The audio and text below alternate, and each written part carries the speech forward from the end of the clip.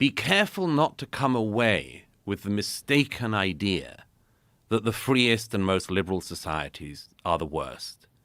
And I think there's a version of Moynihan's law that applies, whether it's to the Middle East, to Ukraine and Russia, which is we come away with this, people may come away with the impression that the bad things in the world effectively all come from here.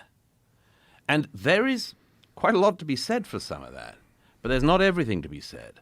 And much of the world runs on a dynamic and a dynamo, which you can't do a darn thing about, other than to try to understand. Yeah, okay, so I mean, again, I certainly, there is truth to a lot of that, and I think that is a fascinating kind of dynamic where there is something about kind of like, I noticed this even just with my own kids. Like, it's like, and people, when you have kids and you raise them really, like you're really sweet to them and you don't hit them and you give them a good life, small things end up becoming huge, like things in their mind. Like someone pushed me at the playground and it's like, whoa, this is, whereas like the way I grew up, that would have just been kind of like a non-event. But anyway, I think it would be certainly incorrect to assume that everything that happens bad in the world is somehow a consequence of U.S. meddling.